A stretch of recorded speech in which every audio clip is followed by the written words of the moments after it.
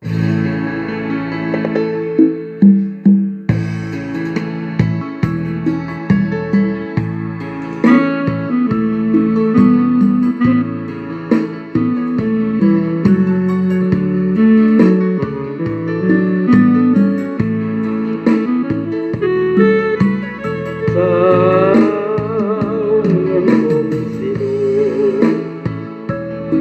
่งมีมนต์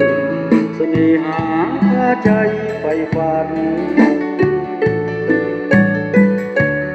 ความกิริยาวาจาอ่อนหวานใบหน้าเบิกบานแจ่มใสเห็นน้องเพียงข่าวเดียวหรือไทยให้สาบซึ้งฉันบ่ว่าเป็นนางสัวจงแนวอ่อนไหวอย่างเงื่อนอย่างย้ายค่ายหงวอนสาวคงเห็นใจ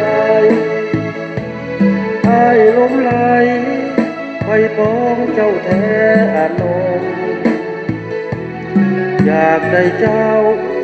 เป็นผู้คือจุดประสงค์ว่าน้องจงเห็นใจอย่าให้เฝ้ารอ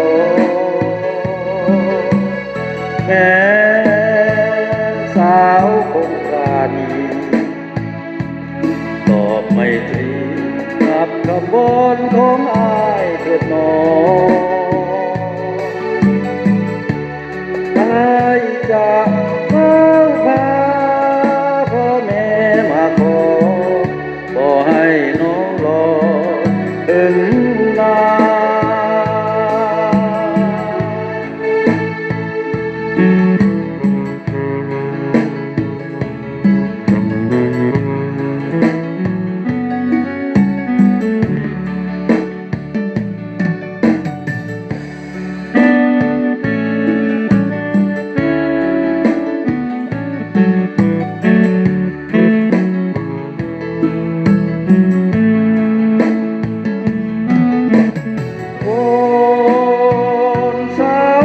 เห็นใจ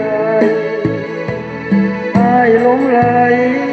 ไฟปองเจ้าแท้อนงอยากได้เจ้าเป็นคู่คือจุดประสงค์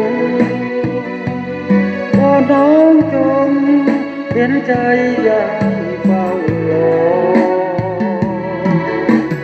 แค่สาวคงปราณีไมตรี